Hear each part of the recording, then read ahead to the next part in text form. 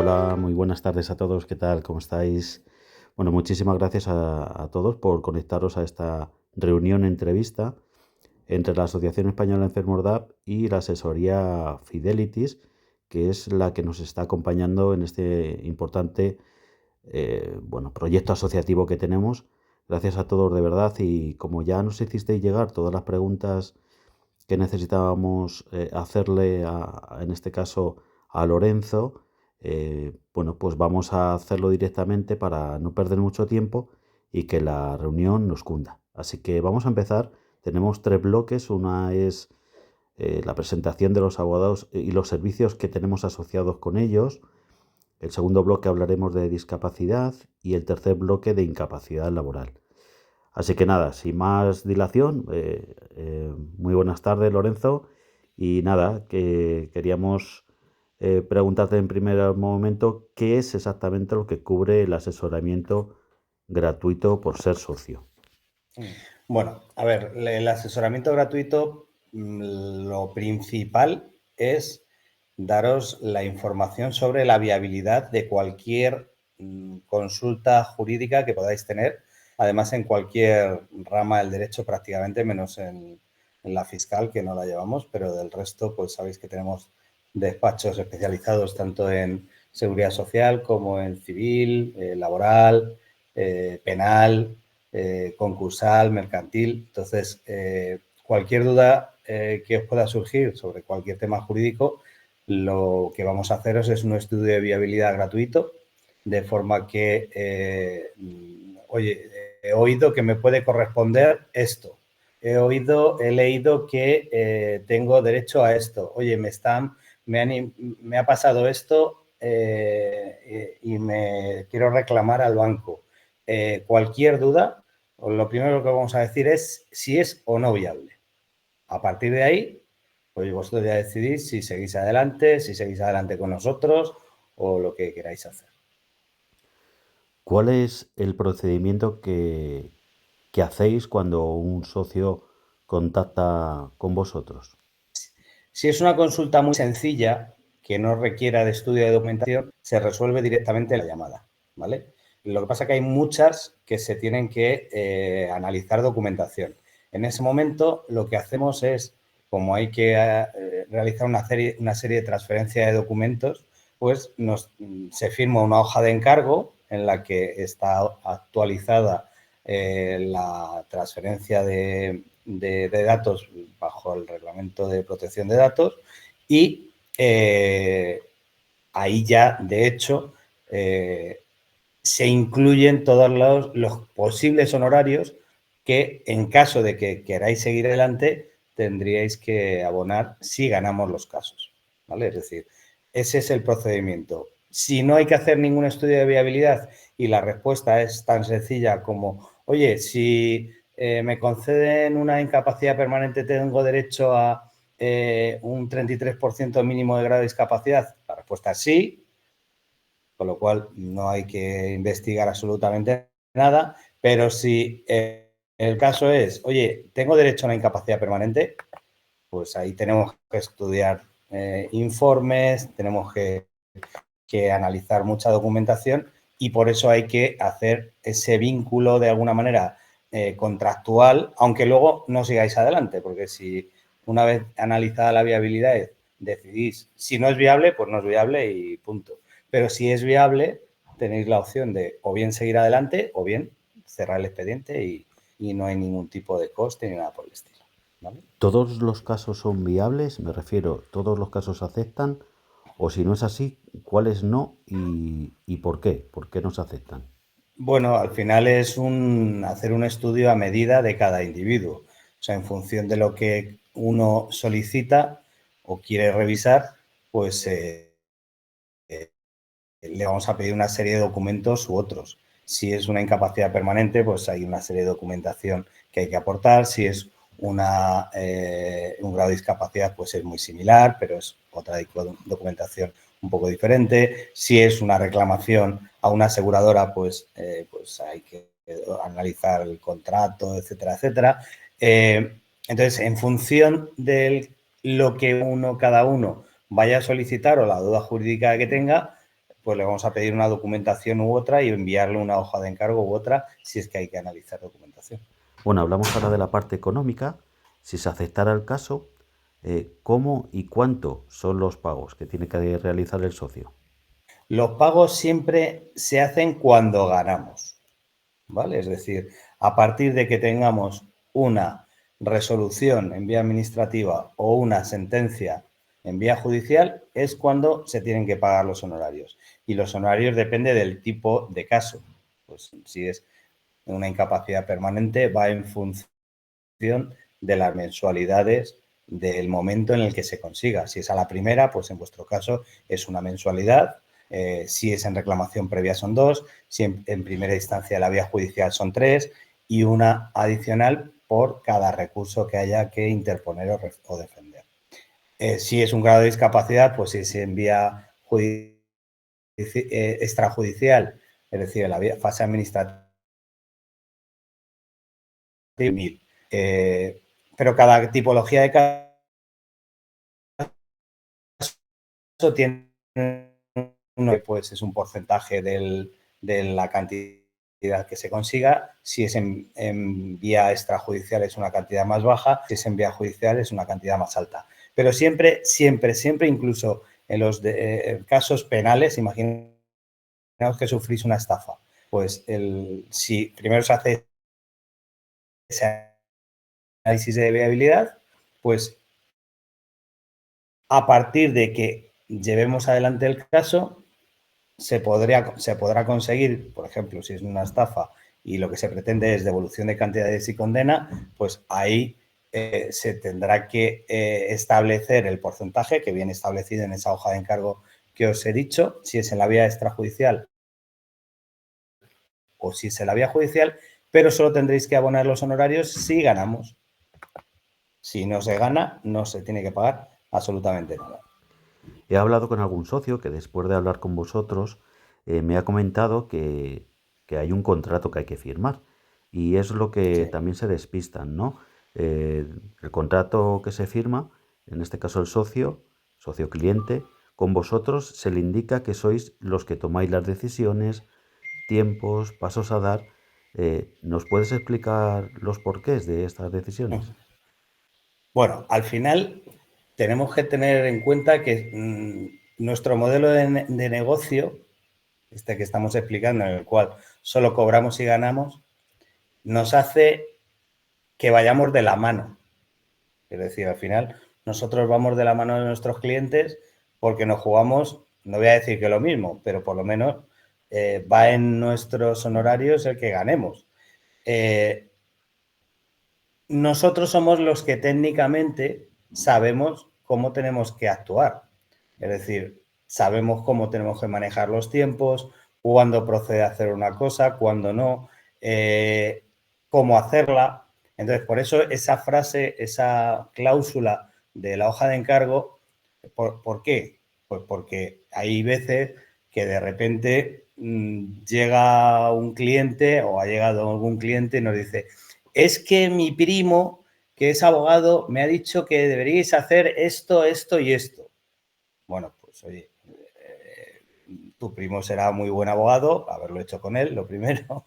Y lo segundo es que nosotros sabemos de lo que estamos hablando. Es decir, si estamos haciendo esto con este formato, con este timing, con estos protocolos, al final lo hacemos por un porqué y es porque nuestra intención es ganar. Porque si hemos seguido adelante con el caso, es porque tenemos posibilidades de ganar, hemos visto posibilidades de ganar y por lo tanto, siendo expertos en estas materias, cada abogado es experto en una o varios abogados son expertos en cada materia, lo vamos a hacer con nuestros protocolos que son los que nos van a facilitar esa victoria, por así decirlo, según nuestra experiencia y según nuestro saber hacer, con lo cual esa cláusula está definida por este motivo, porque hay veces, y esto pasa mucho, que algunos clientes nos dicen, envíame la demanda o envíame la reclamación. Muy bien. Es que me hubiera gustado que hubieras puesto en la demanda o me gustaría que pusieras en la... Bueno, es que de verdad que sabemos que hacer nuestro trabajo. Por mucho que nos digan que otro abogado lo haría mejor que nosotros, puede ser, no lo voy a poner en duda, pero si nos has confiado tu caso a éxito, vamos a hacer, por supuesto, el mayor esfuerzo para conseguir que ganemos, porque es que vamos de la mano con nuestros clientes. Es así de sencillo. Bueno, está claro que es que esto es un beneficio para ambas partes, ¿no? Claro, como mínimo estamos igual de interesados en que salga todo bien. Vamos ya a pasar a la última pregunta de este bloque y luego ya, si algún socio quiere comentar algo, y vamos a hablar del tema del perito médico. ¿Qué función tiene? ¿Qué costes puede suponer? ¿Es necesario en todos los juicios? No. ¿Puede ayudar a conseguir un resultado favorable? Bueno, el perito suele tener una influencia muy positiva en algunos casos, pero no siempre, punto primero, y sobre todo no en todas las fases. Es decir, un perito nosotros nunca lo utilizamos en la vía administrativa, salvo, por ejemplo, en el certificado de discapacidad, en el que sí que a veces recomendamos incluir sobre todo desde la introducción de los nuevos baremos, un informe preliminar pericial, que no es el completo, que, digamos, desde el punto de vista médico-jurídico, el perito lo que hace es hacer un enfoque médico-jurídico que al centro base le puede abrir los ojos sobre que está aplicando mal los baremos. Esto pasa mucho. O sea, los centros bases están aplicando mal los baremos y entonces si se lo dice un abogado, a lo mejor no le hacen caso. Si se lo dice un particular, no le van a hacer caso. Si se lo hace un abogado, a lo mejor no le hacen caso. Pero muchas veces, si no está dando buen resultado, en la reclamación previa, no en la primera solicitud, en la reclamación previa para el certificado de discapacidad, si utilizamos un pericial preliminar que llamamos, que es más cortito que el informe pericial completo, que lo que hace es desgranar un poco la fórmula de los baremos desde un punto de vista médico. Y eso a veces al centro base le hace reaccionar y decir, oye, es verdad que me estoy equivocando en la interpretación del baremo, porque me lo está diciendo un médico además. Pero en casi ningún otro caso, salvo en negligencias médicas, utilizamos a un médico, a un perito médico, hasta la vía judicial. La negligencia médica sí es necesario, porque para hacer la valoración del daño y todo esto, obviamente necesitamos de un informe pericial que acredite primero que se ha producido la negligencia o la mala praxis y además que cuantifique la reclamación que se va a realizar, ¿no? Entonces, salvo en esos dos casos, solo llevamos el perito médico en la vía judicial. Y no siempre, es decir, a veces es muy recomendable o casi absolutamente necesario y otras veces pues es recomendable únicamente. Cuando es recomendable, pues le diremos lo que solemos decir, oye, mira, yo si voy a la guerra, pues si puedo llevar 2 tanques en lugar de uno, pues llevo 2 tanques. ¿Que no me lo puedo permitir? Pues llevo un tanque solamente. Entonces, si no me puedo permitir llevar un perito, pues no. En otros casos hay que decir, oye, mira, es que necesitamos sí o sí un perito porque los informes médicos son tan escuetos, tan poco, tan técnicos que o llevamos un perito para que le explique con esa traducción médico-jurídica al juez lo que estamos pidiendo o difícilmente podemos obtener lo que buscamos, ¿vale?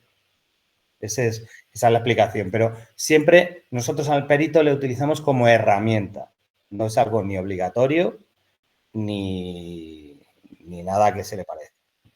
Bueno, muchas gracias de verdad, Lorenzo, porque nos estás dando mucha información muy valiosa y bueno, viniendo de una entidad como la vuestra, una empresa como la vuestra, Fidelities, que consiguió, ¿no? Hace poquito un premio, ¿no? Y encima nos conocimos en persona en el Clinic de Barcelona y lo primero que te dije, digo, tú tienes que venir con nosotros a la asociación y aquí estás. Así que súper agradecido, la verdad. Sí, en el 20, en el 21 nos dieron premio a mejor despacho sociosanitario de España, sí. Bueno, como ya me han dicho con la mano los socios que no van a preguntar nada en este bloque, porque ha quedado todo Sí. bastante claro, vamos a pasar al siguiente bloque, la discapacidad y el grado de discapacidad. Y es que se confunde todo un poco. Ujú. Entonces, queríamos preguntarte en primer momento, ¿qué diferencia hay entre incapacidad y discapacidad? Mm. Bueno, pues de hecho es muy común confundirlos porque son dos temas que corren de forma paralela, que se tocan, que a veces tienen connotaciones como lo que os he comentado antes, del grado de discapacidad derivado de una incapacidad permanente, pero que no miden lo mismo. Y sobre todo, la mejor manera de distinguirlos es atender a lo que miden. La discapacidad lo que mide es cómo afectan las secuelas y limitaciones de nuestras patologías en todos los aspectos de nuestra vida, desde que nos levantamos hasta que nos acostamos, incluidas las horas de sueño.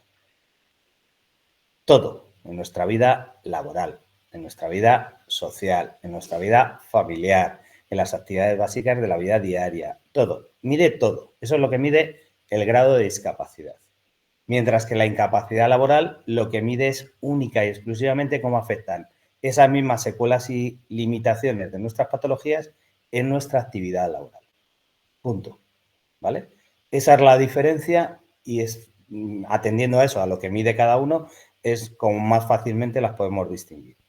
Seguimos hablando de esta discapacidad y queríamos saber qué puntos se miden para la obtención del grado de discapacidad, porque lo que nos resulta curioso es que personas con el mismo perfil, la misma edad, Mm, la misma afectación cardíaca y demás, unos tengan un 18%, por ejemplo, de grado de discapacidad y otros mm. tengamos un 50%. Entonces no sé a qué es debido esto y bueno, pues básicamente lo queremos saber qué Mm. puntos son los que se miden en este grado de discapacidad. Bueno, pues aquí hay dos temas que hay que valorar. El primero, que sería el real, es decir, lo que realmente puede pasar en este caso es que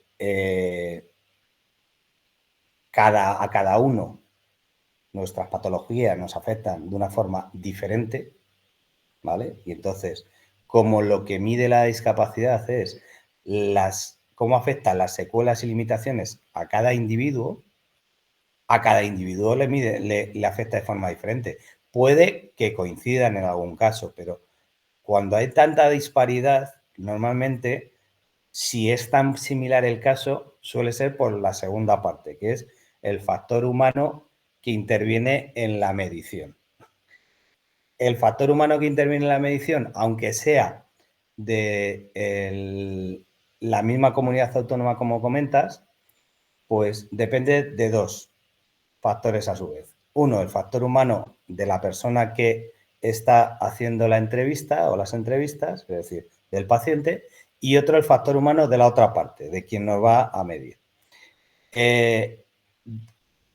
El que hace las entrevistas, nosotros los pacientes, cuando acudimos, podemos llevar mejores informes, podemos haber llevado mejores informes, peores informes, aunque las patologías sean las mismas, aunque las secuelas y limitaciones sean las mismas. Pero unos informes pueden estar mejor redactados, enfocados que otros.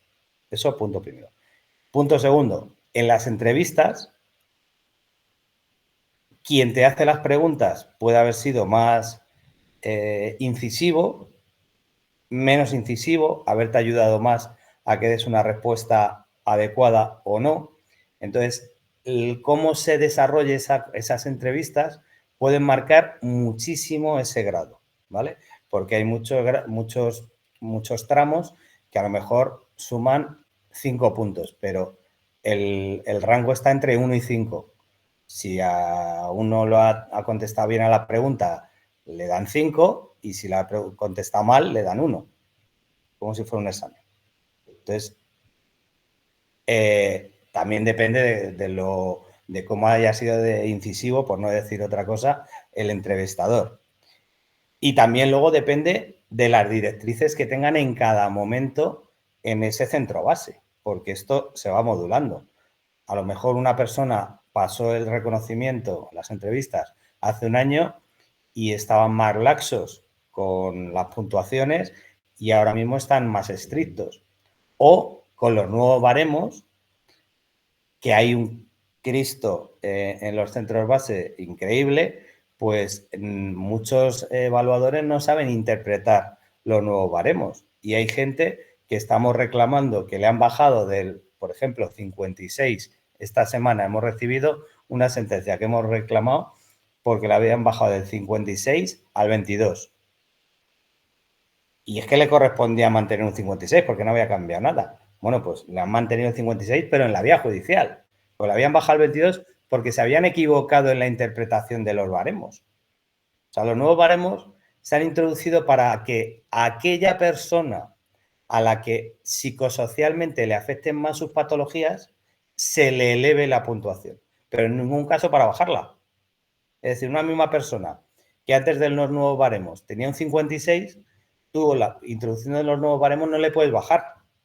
Le puedes subir a otro que esté más afectado psicosocialmente, pero al que no esté afectado psicosocialmente no le puedes bajar. Bueno, pues esa es la mala interpretación que se están haciendo de los nuevos baremos, ¿vale? Entonces, eso son los factores que normalmente influyen. Y luego ya no te hablo de otras comunidades, claro, porque cada comunidad es... Y dentro de la misma, de distintos centros base, porque cada director de centro base también lo dirige a su libre albedrío, entre comillas. Entonces, por eso intervienen muchos factores para que haya esas diferencias. Desde cómo influyen a cada persona las patologías, porque a cada uno nos afectan de una manera diferente, hasta luego cómo se miden y cómo se pasan las entrevistas. Por eso hay que intentar, en todos estos temas, llevarlo lo más preparado posible, tanto los informes como las entrevistas, porque si lo llevas preparado, no te van a pillar de sorpresa en una pregunta en la que tú creas que debes responder de una manera y si la estás respondiendo así, a lo mejor te van a bajar el baremo 10 puntos, ¿vale?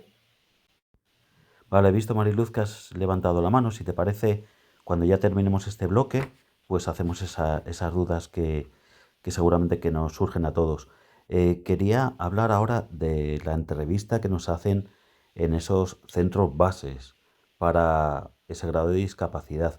Es verdad que ya encima que tenemos una afectación cardíaca, un problema cardíaco, bueno, pues parece que tienes que ir con los deberes hechos. Y hay veces que, oye, uno no se sabe explicar bien y no sabe exactamente lo que decir, como tú estás diciendo hace un rato, que muchas veces es el lado humano, ¿no? Pero el lado humano de ambas partes, ¿no? ¿Cómo realizas, ¿no? O cómo das esa información al que te está haciendo esas preguntas? Entonces, bueno, queríamos saber sobre todo ese procedimiento que hay que seguir para que te valoren ese grado de discapacidad en esos centros base. A ver, yo, si me preguntas, te voy a responder siempre a estas cuestiones lo mismo. No vayáis solos, porque el ir solos significa que partimos de una premisa falsa, errónea, y es que como ciudadanos que pagamos nuestros impuestos, la administración nos va a reconocer todos nuestros derechos. Falso, error. ¿Qué es lo que ocurre? Que es justo casi lo contrario, por desgracia. Nos ponen todas las trabas del mundo para concedernos nuestros derechos. Entonces, el desconocimiento que tenemos sobre temas complejos, tanto procedimentalmente como a nivel de jurisprudencia, etcétera, hacen que vayamos como corderos al matadero. Entonces, tú vas a un centro base, te tienes que ir. Para el certificado de discapacidad, la ley dice que tú te puedes dirigir a un centro base, metes tu solicitud, vamos con el taco de informes. En ese taco de informes seguro que hay 2 o 3 o más que contendrá palabras, frases que te van a condicionar y perjudicar, y son justo a esos informes a los que van a hacer alusión para rebajar o denegar. Entonces, en la medida de lo posible, que vayáis siempre de la mano de un experto que os ayude con estos temas. Seamos nosotros, sea otros, me da igual. Pero es verdad que vamos ante la administración a pedir lo que nos corresponde y no nos suelen dar lo que nos corresponde, por desgracia. Antes de eso, inclusive, yo haría un estudio de viabilidad. O sea, yo diría, oye, es que creo que me corresponde. Pues oye, ahora mismo tenéis a través de la asociación la posibilidad de que os analicemos de forma gratuita si te corresponde o no un determinado derecho. Pues antes de pegarte contra una pared, pues que a lo mejor no te corresponde. Pues analízalo. Eso es mi recomendación. Técnicamente o legalmente, que hay que ir a un centro base, al centro base de la comunidad que te corresponda, que es donde te van a hacer, te van a pedir que rellenes online o presencialmente la solicitud y te llamarán dentro de X meses. Ahora mismo la demora está entre 18 y 24 meses para la discapacidad. Con los informes que tú consideres oportuno, porque nadie te va a explicar cuáles tienes que registrar. Y si vas a un trabajador social del ayuntamiento o de donde sea, te va a decir que, bueno, pues todos tus informes médicos. Pero ¿cuáles son todos los informes médicos? ¿Todos absolutamente, que es lo que solemos hacer? ¿O realmente los que me van a ayudar a que me den lo que me corresponde? Porque vuelvo a repetir, dentro de todos esos informes, casi seguro hay varios que nos van a perjudicar. Entonces, eso es mi recomendación y aunque obviamente, vuelvo a repetir, esto se puede hacer, toda la vía administrativa o extrajudicial se puede tramitar, lo puede tramitar un ciudadano. ¿Qué es lo que ocurre? Que normalmente metemos la pata. Metemos la pata por desconocimiento puro y duro y porque la administración no nos lo pone fácil. Entonces, metemos la pata, pues claro, metiendo informes que no tocan, dando respuesta en las entrevistas que queda registrado con respuestas que van a interpretar en la forma en la que más les conviene. Y ese es el problema que tenemos con la discapacidad, con la incapacidad laboral y con casi cualquier derecho que vayamos a solicitar. Vale. Bueno, vamos a ahora hablar de esa tarjeta de discapacidad que te suelen dar para aparcar. Lógicamente tienes que tener movilidad reducida, pero yo conozco algún caso hace unos 20 años que una persona con infarto de miocardio, pues sí que le concedieron esa tarjeta para que pudiera aparcar, ¿no? Entonces, bueno, queríamos saber exactamente cómo se valora y si crees que en nuestra patología es posible que puedan concedérnoslo. Bueno, la movilidad reducida la están reduciendo, la están restringiendo cada vez más, precisamente pues porque cada vez hay más solicitudes de certificado de discapacidad y la capacidad de las ciudades, sobre todo, para ofrecer este tipo de prestaciones, pues es limitada. Entonces, están restringiendo cada vez más la movilidad reducida. Hace 20 años se la daban pues prácticamente todo el mundo. Ahora, pues ahora cada vez la están quitando no se la están dando y se la están quitando a otros también. Entonces, ¿cómo se pide esto? Pues al final lo que hay que hacer es establecer en función de la ley cuáles son las posibilidades reales de una persona con una patología como la vuestra a ti te hacen una pregunta, oye, ¿usted cuánto camina al día? Pues es que camino 10 kilómetros. Bueno, también no de movilidad reducida ni de broma. Ya, pero es que a lo mejor esos 10 kilómetros es prescripción médica, es que los hago a lo mejor en 3 horas y no es lo mismo que usted me tiene que preguntar para la movilidad reducida. O sea, la pregunta es capciosa, es una pregunta malintencionada y cuya respuesta, si no la das bien, pues te va a perjudicar. A eso me refiero. Es decir, estas son las cosas que nos van a perjudicar si no las respondemos como ellos esperan que les contestemos. Realmente lo que esperan es que les contestemos esto que estamos diciendo, que camino 10 kilómetros y punto, que es lo que solemos decir. Nos quedamos ahí. No sé si habías comentado ya esta pregunta, pero Antes se concedía el 33% de grado de discapacidad ya con una incapacidad total o absoluta. ¿Es así? Sí, lo que pasa, a ver, como las cosas se hacen tan bien en este país, pues la modificación de la Ley General de Discapacidad se ha hecho dentro de una ley de empleo. Entonces, es una cosa muy, muy normal. A nivel jurídico tiene mucho sentido. Eh, entonces, ¿qué es lo que ocurre? Que progresivamente están accediendo a los derechos del 33% mínimo, que eso existía antes, y se lo cargaron en el Supremo en el 2018. Entonces, anteriormente con cualquier incapacidad permanente, total, absoluta o gran invalidez, tenías el mínimo del 33% y directamente te daban la tarjeta, fuera con resolución o con sentencia. En la actualidad se ha reconocido el mínimo del 33, pero inicialmente solo a efectos de empleo. Luego introdujeron también que a nivel fiscalidad, es decir, que también te sirve con una incapacidad permanente que te puedas hacer las deducciones fiscales en la declaración de la renta, por ejemplo. Y se van introduciendo cosas, pero es verdad que normalmente te hacen pasar por el centro base para hacer las entrevistas, es decir, te demoran la concesión 2 años. Si no te dan el mínimo del 33, se puede reclamar judicialmente. Esto no lo sabe la gente.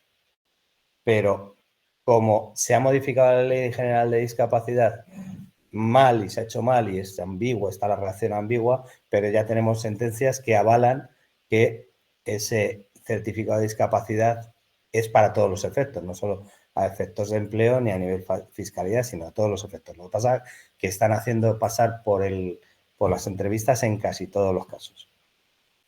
Un socio nos preguntaba que ha cambiado de vivienda, se ha ido a otra comunidad autónoma, también está empadronado en esa comunidad autónoma y nos preguntaba si sería conveniente de nuevo pedir el grado de discapacidad en algún centro base de esa zona.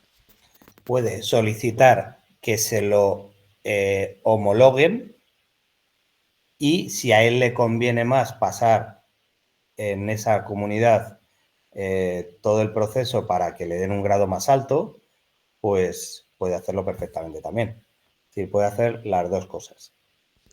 ¿Qué pasaría con nuestro grado de discapacidad o minusvalía si tenemos mejora o incluso un trasplante cardíaco? Bueno, en todos los casos, bueno, en el certificado de discapacidad, si el certificado de discapacidad es definitivo, no. Nosotros sí podemos pedir una revisión, pero la administración no nos puede revisar. Eso en cuanto al certificado de discapacidad, si es definitivo. Si no es definitivo, sí. Si ha habido mejoría, hay que ver en qué modo afecta esa mejoría, ¿vale? Porque efectivamente lo que dices tú, a lo mejor estamos cambiando unas limitaciones por otras, unas secuelas por otras. A lo mejor son mejores, pero hay que ver de qué manera afectan. Al final, salvo que haya un grado de discapacidad definitivo, tanto incapacidad como discapacidad son revisables. Con lo cual, si ha habido una mejoría, hay que ver en qué medida esa mejoría afecta al grado de incapacidad y al grado de discapacidad, a los dos. Pero sí, puede producirse una revisión y pueden rebajarlo. Bueno, como nos queda todavía otro bloque, quería dar la palabra a los asociados que están aquí con nosotros para que ellos pregunten. Había preguntado Mariluz, había levantado la mano y Susana creo que también quería decir algo, pero bueno, cualquiera de vosotros podéis comentar. Sí, ya más o menos me ha contestado en algo de lo que ha dicho. Yo, sí, que he puesto el micro. Es una pregunta muy rápida y la enlazo con el siguiente, con el siguiente bloque. En mi caso en concreto, yo he solicitado la discapacidad en el centro base que me pertenece y a mí no me han pedido ningún tipo de informe médico, simplemente he señalado por desconocimiento, no sé si está bien o mal, no quiero que se evalúe ahora, que pueden acceder a todo el informe médico a través de la vía que tengan ellos. Pero mi pregunta es, si yo ahora quisiera iniciar los trámites para la incapacidad laboral, ¿tendría algún tipo de repercusión la valoración que hagan de la discapacidad? No. La capacidad y la discapacidad miden cosas diferentes, como hemos dicho antes, y corren de forma paralela, no se juntan, con lo cual lo que te pasa en incapacidad no debe afectar a la discapacidad, salvo para bien en el caso de que te la den. Es decir, si te dan una incapacidad permanente, ya sí sabes que tienes derecho a un mínimo del 33%, aunque a lo mejor te vuelven a hacer pasar por el circuito si no has terminado, para que te lo reconozcan. Antes era inmediato, ahora están haciendo pasar por todo el proceso. Bueno, pues yo creo que de este bloque de la discapacidad también ha quedado todo claro. Muchísimas gracias, Lorenzo, de verdad, por explicarlo tan bien. De verdad, está siendo una entrevista, reunión genial. Vamos a pasar al siguiente bloque, sería la incapacidad laboral, y queríamos saber qué puntos se miden para la obtención de la incapacidad laboral y ese peso de ese informe médico que nos hacen, si tiene sentido, si es favorable tener un buen informe médico. Esto, mira, los informes médicos tienen que reflejar fielmente las secuelas y limitaciones, ¿vale? ¿Qué es lo que suele ocurrir? Que los informes médicos no están diseñados para obtención de incapacidad permanente, están diseñados para el seguimiento clínico del paciente. Entonces suelen ser muy técnicos, escuetos, y además desde la administración ya se han dado cuenta que hay médicos que quieren ayudar y les cortan las alas en lo que pueden escribir. Entonces, les obligan en muchos sitios a poner la dichosa palabra el paciente refiere, no les impiden de alguna manera reflejar los datos subjetivos, por así decirlos. Solo se pueden limitar los que objetivamente están aceptados por la patología. Es decir, si un paciente, que todos sabemos que nos afecta de diferentes formas, nuestras patologías, resulta que no puede hacer un esfuerzo físico X, pero la patología en términos estadísticos dice que sí, ellos no pueden excederse y poner que es X, tienen que decir que sí.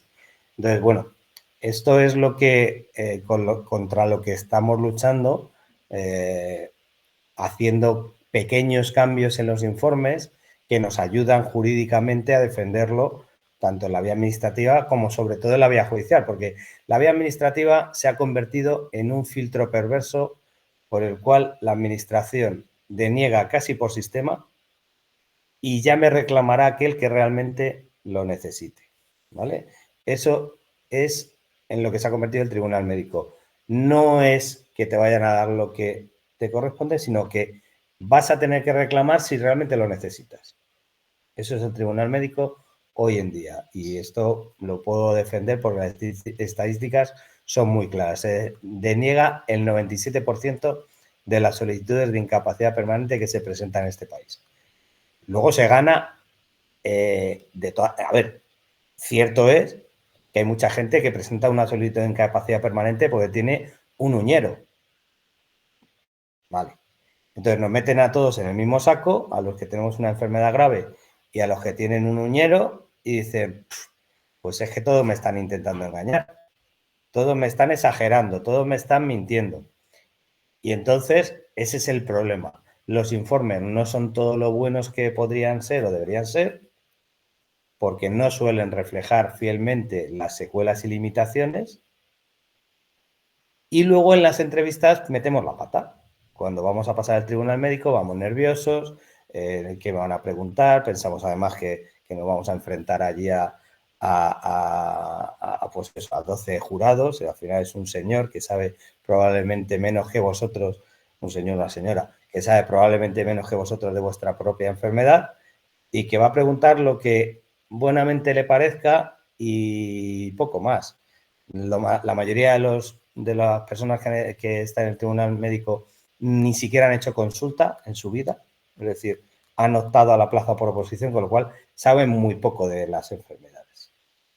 Saben de hacer una pregunta que muchas veces es eso, capciosa, para intentar que contestes mal y reflejarlo en el informe. Punto. En eso se ha convertido el tribunal médico, con lo cual, lo mejor, pues intentar que metamos lo menos la pata en el tribunal médico para luego poder defender el caso en la vía judicial. Es verdad que metiendo menos la pata muchas veces se consigue en la vía administrativa. Si la media del mercado es un 3%, nosotros en vía administrativa ganamos en torno al 15%. Bueno, pues porque intentamos tapar todos los huecos entre los informes y lo que formamos a los pacientes para que pasen el tribunal, pues intentamos evitar cualquier cosa que puedan agarrarse para denegar. Bueno, pues tenemos más porcentaje de éxito, sí, pero aún así nos siguen denegando un montón de casos que son viables y que luego ganamos en la vía judicial. Porque si no fueran buenos, si no fueran viables, no los ganaríamos en la vía judicial. Y en la vía judicial ganamos más del 90% de los casos de los que presentamos como viables. O sea que es algo que obviamente quiere decir que a esa persona le habían denegado porque sí. Punto. Lorenzo, hay varios tipos de incapacidad laboral. Nos gustaría saber esas diferencias que hay entre unas y otras. Y luego, una curiosidad, en el caso de que nos concedan una incapacidad absoluta, que te incapacita para cualquier trabajo, ¿podrías pedir Claro. que la persona a la que le dan la absoluta, que le rebajaran a una total para poder así, de esa manera, trabajar en otra cosa? Bueno, voy a empezar por el final para que no se me olvide. Sí, la respuesta es sí. Es verdad que si lo enfocas todo hacia una total, aunque tú no puedes pedir una total, explícitamente sí lo puedes enfocar todo hacia una total, tanto informes como discursos. Entonces, nosotros esta conversación siempre la tenemos con nuestros clientes. Oye, ¿tú qué es lo que quieres? Porque a lo mejor, efectivamente, aunque te corresponda jurídicamente una absoluta, tú prefieres compatibilizar un empleo que a lo mejor sea media jornada con tu pensión total y dices, estoy mejor porque anímicamente me encuentro mejor, no es un esfuerzo porque es media jornada y lo puedo compatibilizar. Con lo cual es mejor enfocarlo hacia una total que enfocarlo a lo que me corresponda, ¿vale? Eso es punto primero. Punto segundo, aunque te den una absoluta, tú puedes solicitar rebajar el grado a una total sin perder las opciones a futuro de recuperar la absoluta. Lo que ocurre es que hay que hacerlo muy bien, porque si tú renuncias a la absoluta para que te den una total, digamos que ya te lo van a poner el check en tu expediente y cuando vayas a pedir la absoluta, si la vas a pedir en el futuro, te lo van a tener en cuenta. Pero bueno, se puede hacer. En cuanto a los grados, y de hecho nosotros lo hemos hecho muchas veces, ¿vale? Es decir, ha habido gente que nos ha venido y hemos rebajado hasta una gran invalidez a una absoluta. O sea que esto ya es más raro todavía.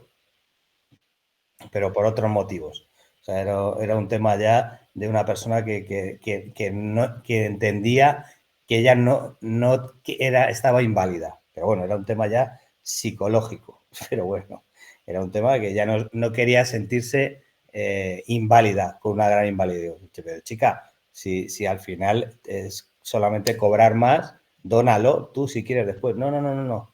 Es que yo no estoy inválido. Bueno, pues fenomenal. Bueno, pero se puede hacer, ¿vale? Esa es la respuesta. En cuanto a los grados, hay 4, la parcial, la total, la absoluta y la gran invalidez. La parcial es cuando las secuelas y limitaciones de tus patologías te impiden realizar al menos un tercio de tus tareas principales, de tu trabajo habitual. Y lo que te corresponde en lugar de una pensión es una especie de indemnización de 24 mensualidades de tu base de cotización, que puedes cobrar en un solo pago. Puedes seguir trabajando en tu mismo puesto de trabajo, realizando tu trabajo con normalidad, pero con las limitaciones que tenga. No es obligatorio que la empresa adapte tu puesto de trabajo y lo único que la empresa sabrá que a lo mejor desarrollas con más lentitud o con menos habilidad tus tareas que un compañero tuyo que no tenga estas patologías, ¿vale? Esa es la parcial. La total es cuando esas mismas secuelas y limitaciones de tus patologías te impiden realizar todas o casi todas las tareas principales de tu puesto de trabajo habitual. Aquí lo que te corresponde es el 55% de las bases de cotización que puedes compatibilizar con otro empleo cuyas tareas principales no sean coincidentes con aquellas por las que te han concedido la pensión. Y si a los 55 años de edad no estás trabajando, se complementa con un 20% hasta el 75% que cobrarás hasta la edad de jubilación que te dan a optar entre esta pensión que estás cobrando y la de jubilación. Cogeremos la que más nos convenga económicamente y punto. La absoluta es cuando las secuelas y limitaciones de nuestras patologías nos impiden realizar cualquier puesto de trabajo. Cualquier trabajo. No solo el habitual, sino cualquier trabajo. Y aquí lo que nos corresponde es el 100% de las bases de cotización, pero además está exento de retenciones, con lo cual cobramos un poquito más normalmente que trabajando. Y el cuarto grado es la gran invalidez, que es cuando además de corresponderte la absoluta, necesitas la ayuda de terceras personas para ciertas actividades básicas de la vida diaria. Y además del 100% exento de retenciones, te corresponde un complemento de entre el 45 y el 110% de tu base de cotización, con lo cual puedes cobrar incluso algo más del doble que con la absoluta. Esos son los 4 grados, lo he resumido mucho y rápido. Bueno, te lo agradecemos porque si no nos cobran, hasta nos cobran. Bueno, queríamos preguntarte si se evalúa la incapacidad laboral diferente en cada comunidad autónoma, al igual que la discapacidad. No, en los tribunales médicos, a ver, todos los tribunales médicos tienen sus directrices, ¿vale?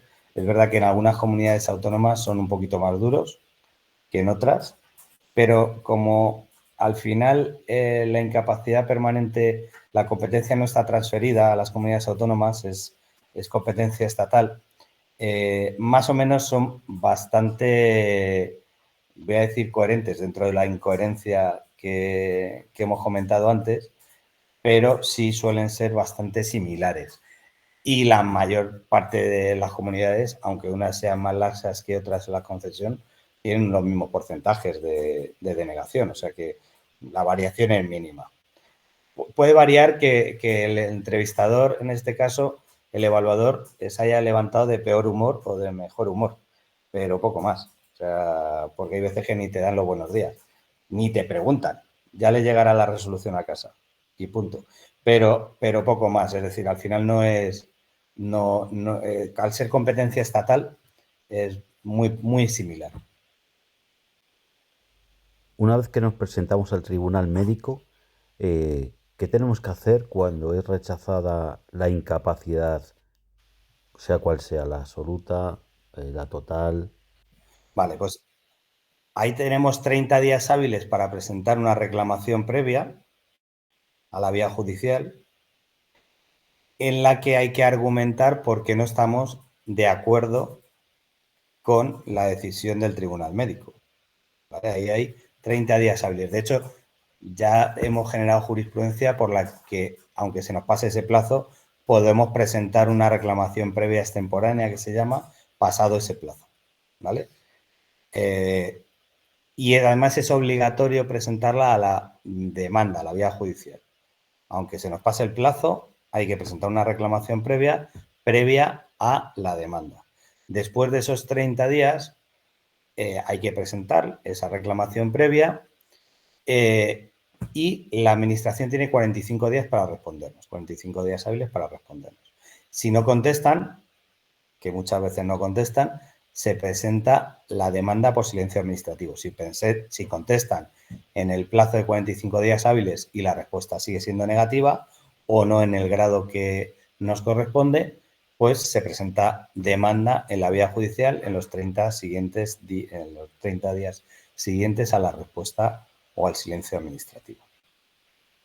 Y ya una vez que se presenta la demanda, pues ya se dan fecha de juicio y punto. Queríamos saber también si hay jurisprudencias a favor de conceder la incapacidad por miocardiopatía arritmogénica, que es la patología que tenemos nosotros. ¿Sentencias favorables? Sí, efectivamente, Lorenzo, sí. Sí, claro. Sí, claro. Nosotros yo te diría que no creo que haya ninguna patología en este país que no hayamos visto. sea de forma unitaria o como conjunto de patologías. Pero seguro, vamos, o sea, que hemos tocado casos de la vuestra, seguro. Y que hemos ganado, seguro también. Pero ya te digo, no es importante el diagnóstico. El diagnóstico es lo de menos. Al juez le va a importar muy poco el diagnóstico. Le importa más, fíjate, al tribunal médico. A la vía administrativa se guían más por el diagnóstico. Por eso cuando desconocen una enfermedad suelen rechazarla con mayor facilidad. Es decir, cuando una enfermedad le suena poco grave, como puede ser la vuestra, que a lo mejor no suena como muy grave, ¿no? Pues la rechazan con mayor facilidad. O le dan esto me suena a que a lo mejor esta persona no puede hacer un esfuerzo físico muy intenso, pero sí a lo mejor una actividad sedentaria, que es lo que suele pasar con muchas enfermedades del corazón, ¿no? Entonces, como le suena eso, la absoluta le va a costar mucho más darla, salvo que esté bien documentada. Si ya es complicado tener una patología, nos damos de frente con la burocracia, que es todavía casi, algunas veces hasta peor. ¿Qué pasaría con la incapacidad laboral en caso de mejora o por trasplante cardíaco? Sí, de hecho, en el caso de la incapacidad laboral no existe permanente. Aunque haya sido por sentencia judicial firme, la Seguridad Social se guarda el as en la manga siempre de hacerte una revisión. Por eso, cuando se concede una incapacidad permanente, nosotros siempre recomendamos a nuestros clientes que no vuelvan por la sanidad pública, porque las revisiones se producen normalmente porque un informe sugiere, que no quiere decir que sea real, una mejoría que recupera la capacidad laboral del paciente, y eso ya es una alerta que le salta a la inspección para realizar una revisión. Y cuando te llaman para revisar no es para darte un grado superior, es para o rebajártelo o para quitártelo.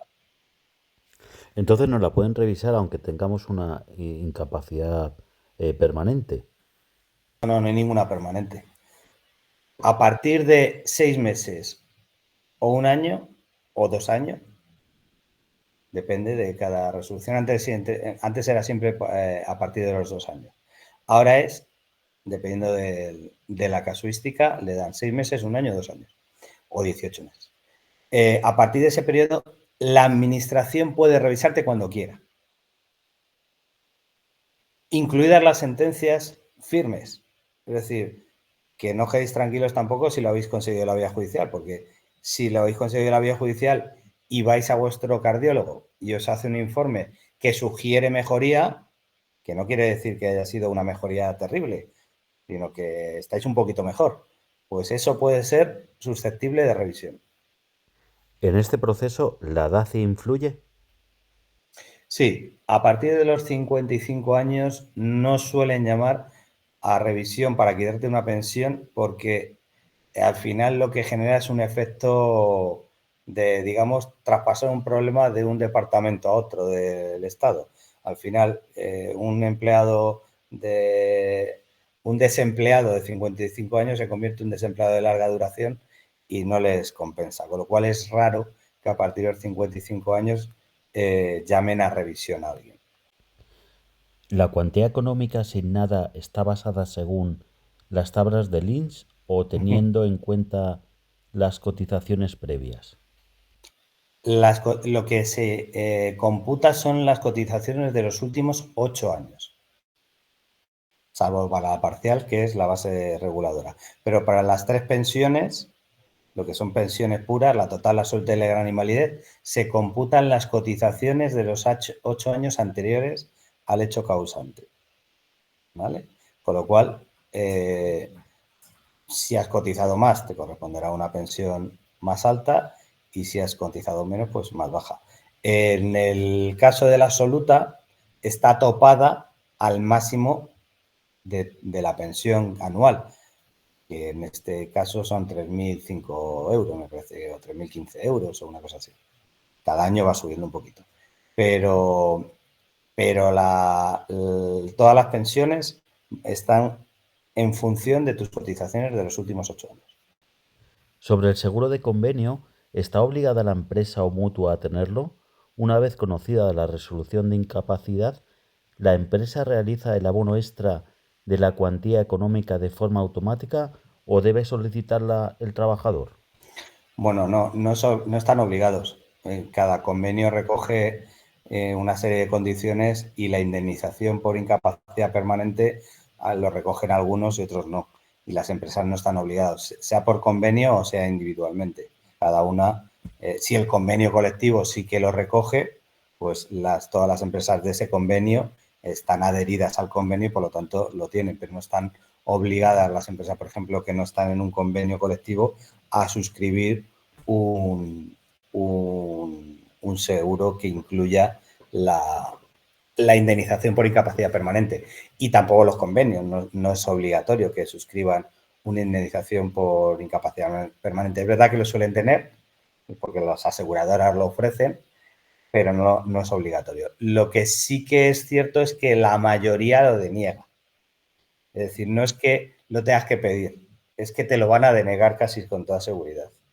La aseguradora, una vez que te da una incapacidad permanente, va a alegar bien o que eran previas las patologías o que falseaste las respuestas en los test de médicos cuando te los hicieron a la entrada o durante los años que has estado en la empresa. Van a alegar 1000 cosas para intentar escamotear esa indemnización, pero se tiene que pelear. Normalmente se consigue, pero suelen escamotearlo porque hay mucha gente que no se quiere meter en líos después de abogados para tener que reclamar, y menos si les cobran por adelantado los abogados, claro. Entonces, mucha gente lo pierde porque los seguros hacen lo mismo que está haciendo la Seguridad Social, que es denegar para que luego reclames. Aquel que puede, que quiere, que tiene conocimiento de ello o que quiere complicarse la vida, por así decirlo. Si no alcanza los mínimos de cotización, ¿qué opciones tienes ante una incapacidad? Bueno, ahí si no hay mínimos de cotización, lo que se puede conseguir es una pensión no contributiva de invalidez, pero es a partir del 65% de discapacidad. Si te declaran una incapacidad total, que aún puedes seguir trabajando, aunque sea de otra cosa, pero ¿existe una posibilidad u obligación que tiene tu empresa para poder reubicarte? Bueno, la empresa está obligada por jurisprudencia y hoy o ayer, no me acuerdo, se ha votado en el Senado que esto que era jurisprudencia, que hemos conseguido en los tribunales, se convierta en ley. Con lo cual las empresas van a estar obligadas a, si el trabajador lo reclama en el plazo de un mes, estudiar la viabilidad de una adaptación del puesto de trabajo. Y la empresa va a estar obligada a contestar de forma motivada, en un plazo también corto, de la imposibilidad o de las posibilidades que ofrece al trabajador para adaptarle. Entonces, va a entrar en vigor esa ley, se supone que ya este año, porque hoy ya se ha refrendado en el Senado, pero ya había jurisprudencia, o sea, esto ya existía, o sea, ya hemos pedido adaptaciones de puesto de trabajo y nos las han concedido a empleados que les han concedido una incapacidad permanente. Se ha modificado y ahora se va a modificar el Estatuto de los Trabajadores, que lo que hacía era la extinción del contrato de trabajo de la relación laboral a partir de la incapacidad permanente. Pero las empresas van a tener que o bien adaptar o bien ofrecer alternativas de adaptación o denegar de forma motivada la adaptación, si el empleado quiere seguir en la empresa. Parece que el trabajo de oficina, no hacer un esfuerzo físico, no está como muy reconocido en una incapacidad, pero con nuestra enfermedad, con la miocardiopatía ritmogénica, ¿qué posibilidades tenemos de una incapacidad para un trabajo en oficina? Claro, es que, vamos a ver, digamos que aquí hay que hacer, dentro del estudio de viabilidad, hay que meter todas las variables que tienen que componer la ecuación. Y esa ecuación, primero está lo que uno necesita, lo que quiere, luego está lo que le corresponde y luego está lo que el entorno le puede ofrecer. Es decir, en el caso de la oficina, bueno, pues la oficina, un trabajo teóricamente sedentario, puede ser muy estresante y para una enfermedad como la vuestra puede ser muy perjudicial, incluso más que el trabajo de esfuerzo físico en algunas ocasiones. Digamos que el esfuerzo físico está más fácil de reconocer por parte de la administración, es decir, alguien que tiene una patología cardíaca tiene limitaciones para realizar esfuerzo físico. Digamos que eso es una regla de 3 básica. Sin embargo, está menos reconocido que el estrés te puede afectar tanto o más que el esfuerzo físico que realizas, ¿no? Bueno, pues eso hay que saber explicárselo, tanto a la administración como luego a un juez. Entonces, en función de lo que tú quieras y lo que te corresponda, es como hay que establecer esos parámetros y esa pues, futura demanda, la reclamación previa y la solicitud. ¿Existe alguna alternativa a la incapacidad para poder seguir realizando el Una mismo trabajo, adaptación, pero con reducción horaria? claro, de hecho, hay muchísima gente que este es el paso previo a solicitar una incapacidad permanente. Oye, adaptarme a mi puesto de trabajo. La legislación en materia de adaptación del puesto de trabajo es muy, muy buena en España. Muy buena. Ha mejorado desde el año 2019 una barbaridad. ¿Qué es lo que ocurre? Que tiene unas cuantas pegas. La principal, que es muy aplicable para trabajadores que trabajan en grandes empresas, pero no es muy aplicable para trabajadores que trabajan en una pyme, autónomos, micropymes. ¿Por qué? Porque, y de esto también hay jurisprudencia, si la adaptación supone un coste que haga pasar a la empresa de números negros a rojos, es decir, para si tengo que cerrar la empresa por adaptar tu puesto de trabajo, prefiero no seguir dando de comer a 3 familias que a las 4, ¿no? Eso es lo que han interpretado los jueces, que no es mal criterio. ¿Qué es lo que ocurre? Que lo que debería hacerse, que esto, cuando digo esto dicen, oh, joder, pues es que los empresarios que se ajusten el cinturón. No, que la administración ayude a hacer esa adaptación, porque el empresario, el pequeño empresario, a lo mejor no puede asumir la adaptación, pero si le ayudan desde la administración, a lo mejor sí puede hacer la adaptación. Es más, la mayoría de los empresarios, estoy convencido de que querrían hacer las adaptaciones que se les piden, siempre y cuando el sobrecoste de las adaptaciones estuvieran cubiertas. Lo que pasa es que cubre muy poquitas adaptaciones del puesto de trabajo, la administración.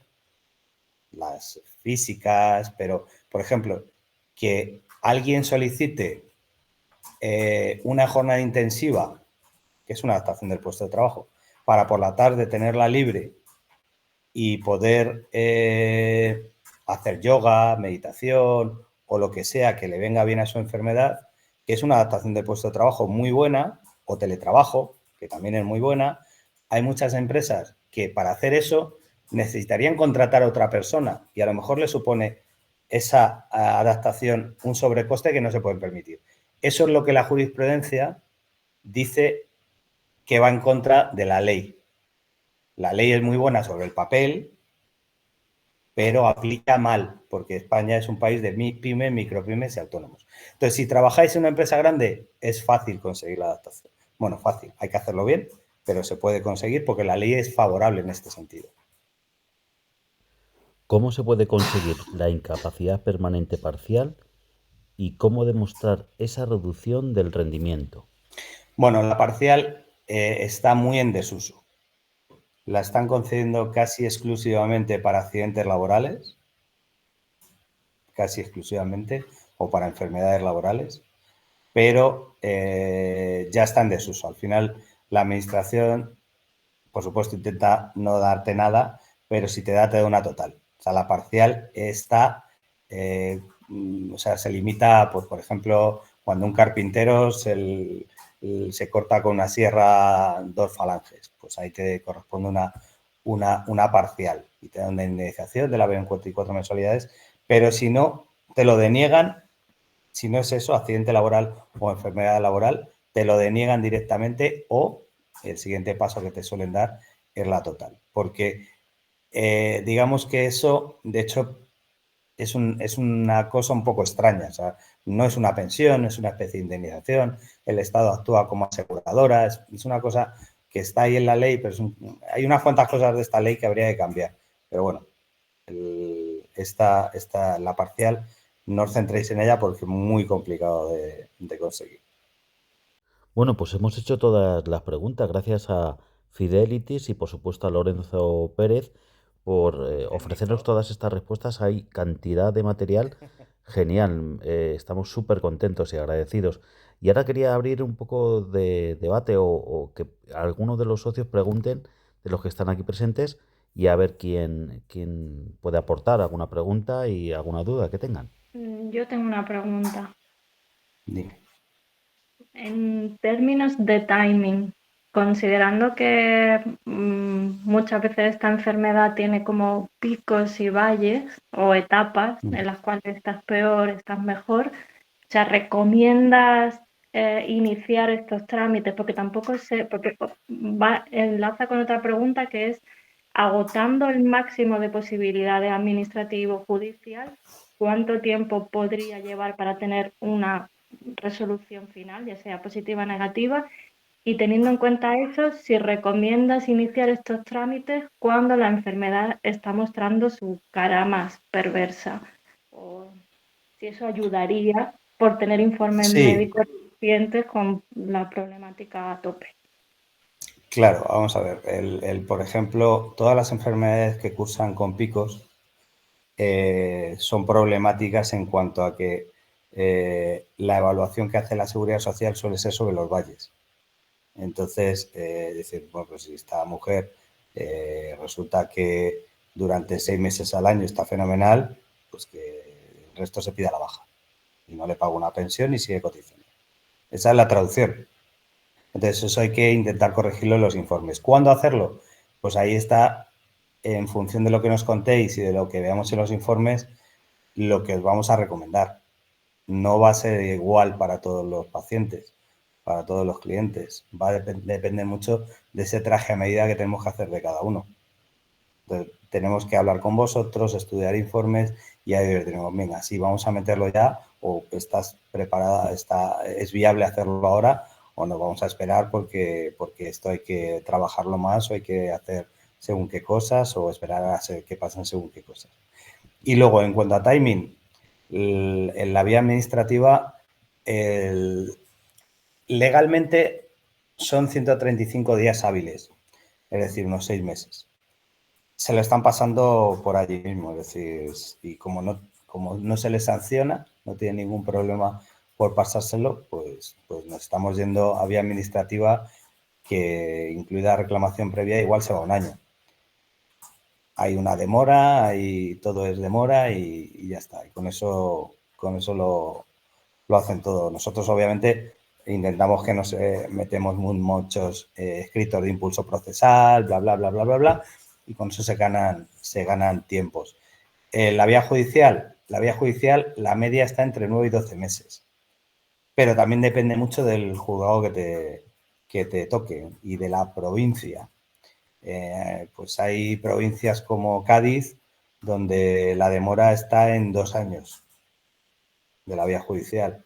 Te señalan en el 25 para el año 27 cuando metes una demanda.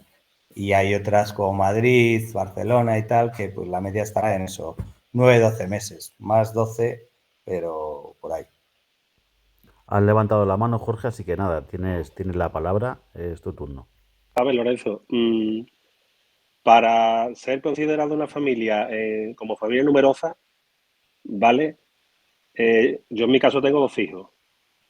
¿Computa o suma el grado de discapacidad, o sea, que tenga en este caso? Yo estoy con incapacidad absoluta, ¿vale? El grado de discapacidad sí influye en que a ti te reconozcan la familia numerosa? Esa es la pregunta. A ver, yo en grado de discapacidad tengo el 33%, Sí, ¿vale? Tengo 2 hijos. sí. Y lo que es incapacidad tengo una absoluta permanente, por sentencia judicial firme. ¿Vale? Entonces, yo en su día solicité que se me fuera reconocido como familia numerosa. Entonces, me lo denegaron. Es que ni la incapacidad ni la discapacidad influyen en los hijos que tengas. Esas son cosas diferentes. Otra cosa es que para algunos efectos te pueda multiplicar o sumar Claro, ahí voy. cuantías, pero no como familia numerosa. Será por otros efectos. Por discapacidad sí. Perdonadme que me meta, pero es que yo eso sí que lo he vivido, ¿vale? Cuando yo tenía 2 hijos, yo tenía un 65, creo que un 65% de discapacidad, no incapacidad, ¿vale? Tenía un 65% y me reconocieron la familia numerosa por tener discapacidad y 2 hijos.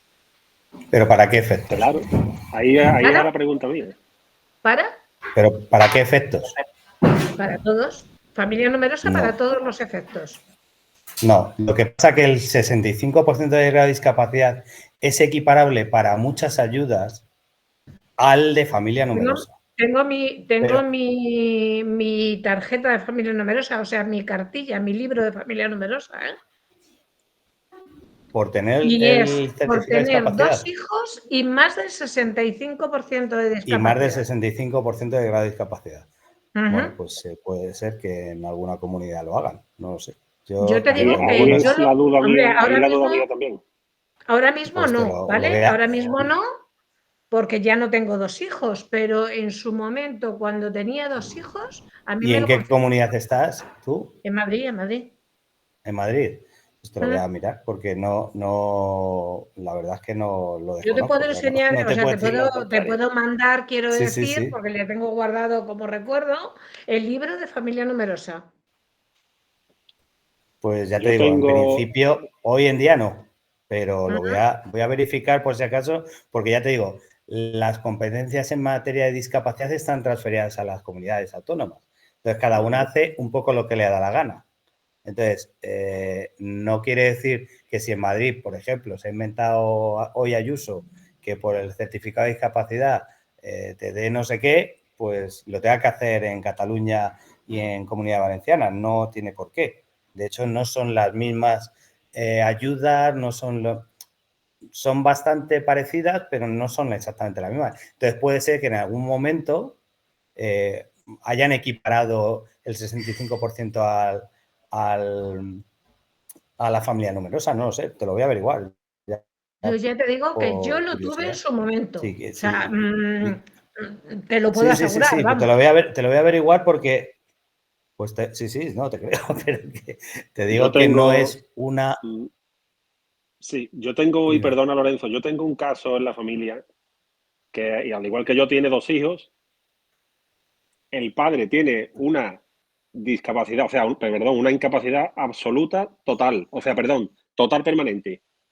Y su esposa también tiene una total, o sea, el matrimonio tiene una incapacidad total cada uno. Y tienen 2 hijas. Y están reconocidos como familia numerosa. ¿Y a ti te la han denegado? A mí me lo han denegado. Lo cual yo a la resolución no reclamé siquiera, no presenté reclamación. Yo os prometo que averiguo si existe y si en alguna comunidad está, que puede ser, porque todos los años cambian las prestaciones, los beneficios y ventajas de las comunidades autónomas en materia de discapacidad. Todos los años. Hay veces que varían hacia mejor, otras hacia peor, pero todos los años las cambian. Entonces, voy a averiguar si en alguna está vigente esto que comentáis, que yo no lo desconocía, y os lo digo, te lo paso a ti, David, para que se lo digas al resto. Bueno, de Madrid a Sevilla, pasando luego por Málaga. Susana tiene una pregunta de nuevo, así que gracias Lorenzo por lo que nos cuentas y sí, estaremos una pendientes. última pregunta que me ha venido. ¿Aconsejas o ves ventajoso el hecho de iniciar los trámites tras agotar periodo de baja? Que no recuerdo ahora si son 9 meses o... No. Eso es una ley urbana que además suele ser un error. Te diría que más del 90% de los casos que son viables en el mes 1 ya lo eran, o sea, que son viables a finalizar la baja, ya lo eran en el mes 1 de baja. Con lo cual, has perdido 18 meses o 17 para poder solicitar tu incapacidad permanente, que además suele terminar en alta. O sea, las bajas, el periodo máximo de baja suele terminar en alta. Con lo cual, es un error además, muy común en cuanto a lo que te suele decir el INS, muy común en cuanto a lo que te suelen recomendar la mayor parte de los abogados, incluidos los de los sindicatos, que te dicen siempre, espérate a finalizar el periodo de IT. Es un error. Hay que estudiar en cada momento cuándo te corresponde. Por eso, una de las cláusulas, la que decíamos al principio, de manejamos los tiempos, porque os vamos a recomendar cuál es el momento más adecuado para solicitarlo. Es que muchas veces acabáis el periodo de IT y os tenéis que incorporar a trabajar y os quedáis, si no puedo trabajar, si es que no puedo trabajar. Tienes que empezar a tirar de vacaciones pendientes y si no te despiden, o sea, habéis perdido 17 meses a lo mejor, o 15 o 12 o lo que sea. Entonces, no hay que esperar, hay que evaluar cuándo es el mejor momento para solicitarlo. No digo que tenga que ser en el mes 1, a lo mejor hay que esperar una serie de tratamientos para ver qué resultados dan, o a una cirugía a ver qué resultado da, pero en cada caso hay que evaluarlo haciendo ese traje a medida que siempre comentamos.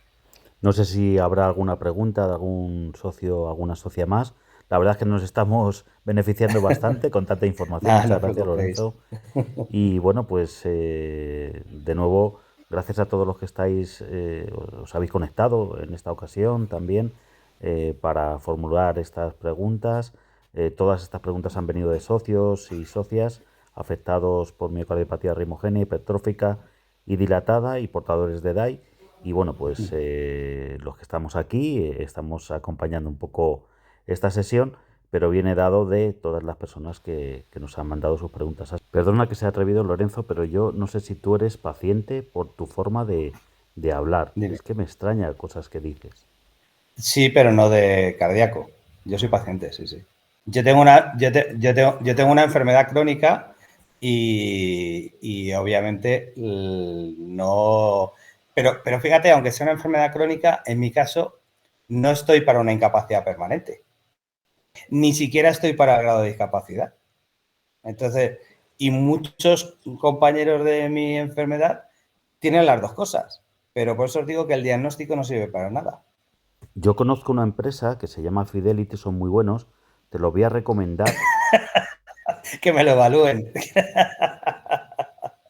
Tú les dices que vas de parte mía y ya verás qué bien te va a ir. Venga, que digo que voy de tu parte.